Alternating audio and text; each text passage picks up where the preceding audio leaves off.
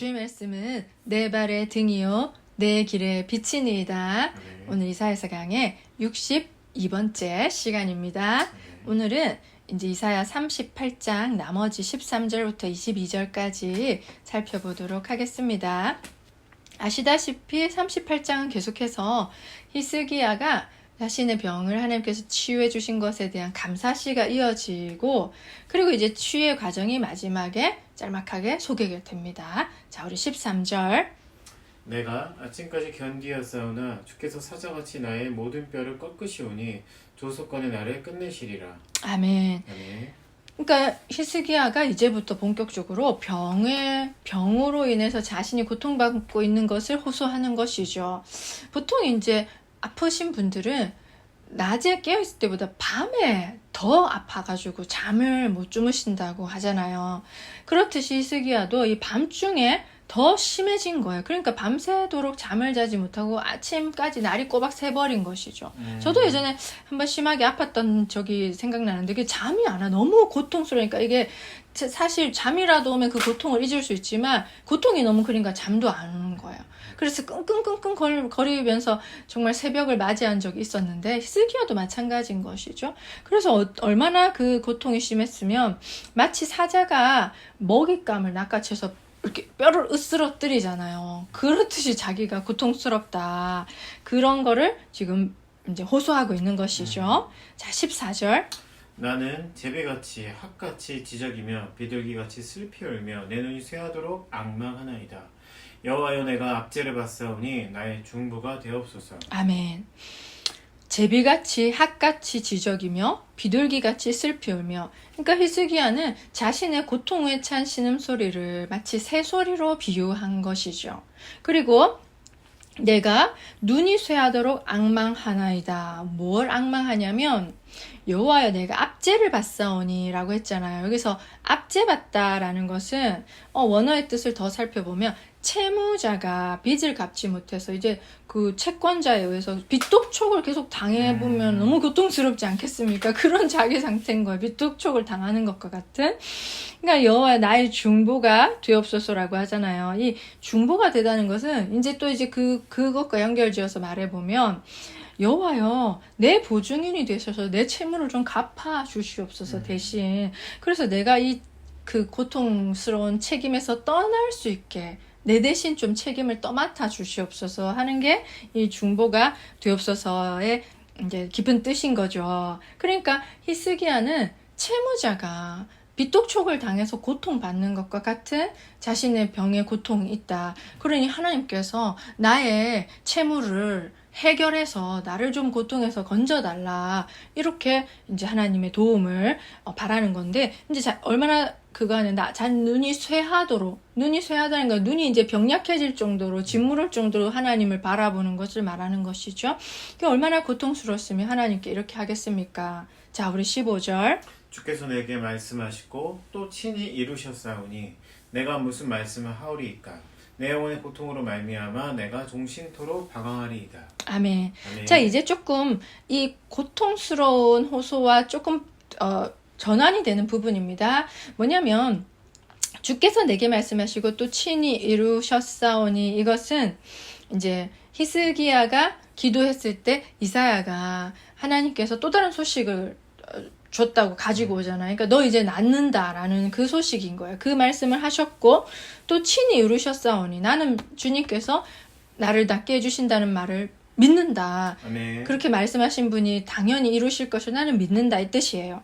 그럼 내가 무슨 말씀을 하오리까? 내 영혼의 고통으로 말미암아 내가 종신토록 방황하리이다. 이게 좀 한국말로는 방황한다고 번역이 됐지만 다른 이제 그런 역본을 찾아보니까 이것은 방황한다는 의미보다는 이 뜻이에요. 내 영혼의 고통을, 그러니까 사람이 큰 일을 당하고 아파 보거나 뭐 큰 고통을 정신적인 고통을 당해본 사람들은 자기가 그 고통스러웠던 때를 알면서 상황적으로 겸손해질 수밖에 없잖아요. 그러니까 내가 예전에 고통받았던 때를 생각하면서 내가 종신토록 평생 제가 방황한다는 뜻이 아니라 겸손하게 살겠습니다. 이 뜻이에요. 그러니까 이제 이런 거예요. 살아가는 동안 고통스러웠던 때를 기억하면서 평생 주님 앞에 겸손히 살겠습니다. 이 뜻으로 해석하는 게 더 좋아요. 그러니까 병 나은 자의 정말 겸손한 고백이라고 할 수밖에 없는 것이죠. 자, 16절. 주여 사람이 사는 것이 이에 있고 내 심령의 생명도 온전히 거기에 있사오니 원하건대 나를 치료하시며 나를 살려주옵소서. 아멘. 아멘. 이제 사람이 사는 것이 이에 있고 내 심령의 생명도 온전히 거기. 그러니까 그 이에 거기가 뭐냐? 이건 뭐냐면 주님께서 말씀하시고 친히 이루신 것. 그거예요. 주님께서 말씀하시고 친히 성취하시는 것. 그러니까 주님의 말씀과 주님의 은혜인 거죠. 그거를 이제 다시 제가 주님의 말씀과 주님의 은혜라는 말을 넣어서 조금 더 현대적으로 풀어서 말하면 하나님, 인간의 생명은 주님의 손에 달려있고 제 영혼도 주님의 은혜 안에서만 보존됩니다. 그러니 제발 저를 고쳐주시고 제 생명을 지켜주시옵소서. 이 고백인 거예요. 그러니까 이 생명이라는 것이 인간의 손에 달려있지 않고 오직 주님의 손에만 달려있다는 것을 알고 있는 것이죠. 이제 깨닫게 된 거예요. 그러니까 주님 제발 저를 생명의 주관자이신 주님 제발 저를 살려주십시오. 그리고 주님께서 살려주신다는 그 약속을 저는 믿습니다. 우리의 살아가는 모든 삶의 근원이 그 은혜에 있습니다. 라는 뜻이죠. 아멘. 자, 17절. 보옵소서 내게 큰 고통을 더하신 것은 내게 평안을 주려 하심이라. 주께서 내 영혼을 사랑하사 멸망의 부덩이에 건지셨고 내 모든 죄를 주의 등 뒤에 던지셨나이다. 아멘. 아멘. 그러니까 히스기야 왕이 자신의 병으로 고통스러워했고 또 하나님의 은혜로 치유의 과정을 거치면서 이 고통의 의미를 깨닫게 된 거죠. 그러니까 믿는 자에게 임하는 고통은 나를 파멸시키는 것이 아니라 주께서 결국에는 나에게 평안을 더해주기 위해서 이것을 잠깐 허락하셨구나 하는 것을 깨닫는 것이고, 또한 이제 히스기야는 이 병과 죄의 관계에 이제 주목을 하는 거죠. 이 병의 원인 자체를 더 캐내다 보니까 그게 우리 원죄로 인한, 인간이 원죄가 없었으면 타락하기 이전에 이런 질병도 없었을 거 아닙니까? 그러니까 그걸 깨닫는 거야. 내가 뭐 특별히 죄를 지어서 히스기야가 병에 걸린 게 아니라 인간이 원래 죄인일 수밖에 없기 때문에 이런 질병의 고통에 시달릴 수밖에 없구나 하는 걸 깨달은 거예요. 그러니까 병의 치유와 함께 하나님께서 나의 죄도 사해 주신 거였구나. 그러니까 내가 이렇게 은혜를 받고 사는 거였구나 하는 거를 깨닫게 된 것이죠. 그러니까 이 죄에 대한 근본적인 깨달음을 가지면서 회개나 자리로 나아갈 수밖에 없는 겸손하게 그런 아주 낮은 마음이 된 것이죠. 자, 우리 18, 19절. 소홀히 주께 감사하지 못하며 사망의 주를 찬양하지 못하며 구덩이에 들어간 자가 주의 신실을 바라보지 못하되 오직 산자 곧 산자는 오늘 내가 하는 것과 같이 주께 감사하며 주의 신실을 아버지가 그의 자녀에게 알게 하리이다. 아멘. 아멘. 히스기야는 이제 죽은 자와 산자를 대조하면서 죽은 자는 당연히 하나님과의 관계가 단절되니까 하나님을 찬양하지도 못하고 예배하지도 못하겠죠. 그런 자기는 살았다 이거예요. 자기는 죽음의 직전까지 갔지만 하나님의 은혜로 산자가 되었다. 그래서 나는 산자로서 하나님을 예배한다. 나는 산자로서의 특권으로 내가 받은 은혜를 내 자손들에게, 자식들에게 전할 수 있는 이 축복을 누리고 있다라는 산자의 특권을 아주 찬양하는 것입니다. 아멘. 자, 이제 마지막 히스기야의 시의 마지막 20절. 여호와께서 나를 구원하시리니 우리가 종신토록 여호와의 전에서 수금으로 나의 노래를 노래하리로다. 아멘. 아멘. 자, 이것은 진짜로 이제 한때 죽음 선고를 받았던 사람이 하나님의 은혜로 극적으로 다시 살아남으로 말미암아 내가 평생 내 남은 시간 동안 하나님만 찬양하면서 살겠다라는 이 찬양의 고백으로 감사시를 마치는 것이죠. 아멘. 자, 이제 마지막 21절, 22절.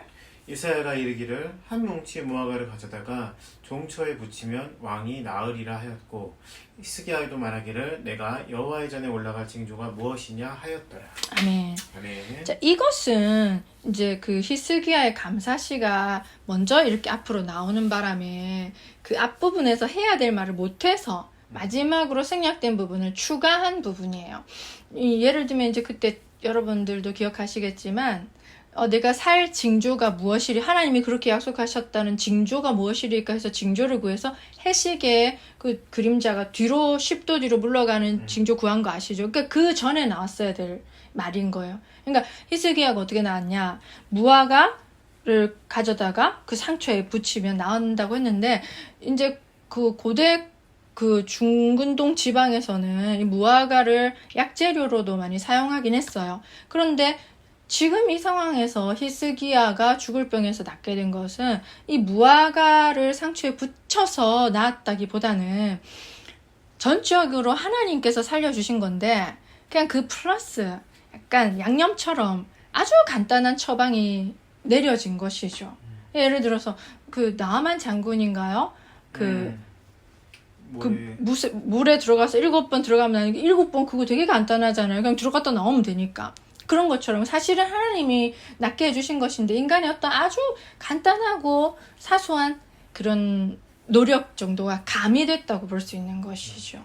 그리고 또 이제 그 히스기야가 그럼 내가 나을 징조가 무엇이리까 하고 구했던 것은 앞부분에 생략된 거 그냥 뒤에서 그냥 추가했을 뿐이에요. 그래서 이제 해식의 그림자가 뒤로 10도 뒤로 물러간다. 이게 이제 이어지고 이제 그 감사시가 나오면 좋을 텐데 그냥 감사시가 먼저 소개가 짠 된 것이죠. 그게 더 중요하니까. 자, 이렇게 해서 히스기야의 병치유 감사시가 끝이 나고 이제 39장이죠. 39장에서는 이제 이렇게 치유된 것이 온 사방팔방에 소문난 거죠. 그래서 바벨론에도 사절단이 와서 그걸 축하하기 위해 왔는데 히스기야가 정말 오주없이 다 보여주는 바람에 하나님의 심판이 예고되는 그런 이야기가 이제 39장에 나옵니다. 이론을 보면서 히스기야가 사실 이제 정말 하나님께서 은혜로 치유해 주신 것을 감사하면서 감사시를 지었잖아요. 그러면서 저도 생각을 해보는 거예요. 나도 하나님께서 내게 베풀어 주신 은혜를 생각하면서 감사시까지는 못 지었더라도 내가 그걸 감사로 간증하고 찬양하고 있는가? 진짜 감사로 고백하고 있는가를 돌아보게 되더라고요. 우리가 사실은 너무 은혜를 모르고 사는 백성일 수도 있어요. 하나님이 베풀어 주신 은혜 너무 많은데 그냥 너무 당연하게 생각하거나 에이 하나님 아시겠지 하고 감사를 안 하는 것이죠. 근데 실질적으로 우리가 뭐 간증을 하든 아니면 자기 일기라도 적든 뭐 누구 주변에 있는 지인들에게라도 이 감사 찬양을 올려드릴 수 있는 그런 문화가 돼야 되고 나도 그런 게 습관이 돼야 되는 게 아닌가.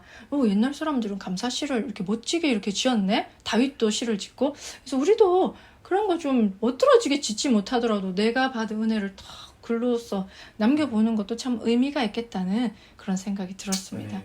그래서 정말 우리가 은혜를 모르는 자가 아니라 은혜를 알고 그 은혜에 감사하며 조금이라도 보답하려고 노력하는 그런 주님의 자녀들이 다 되기를 축원합니다. 네.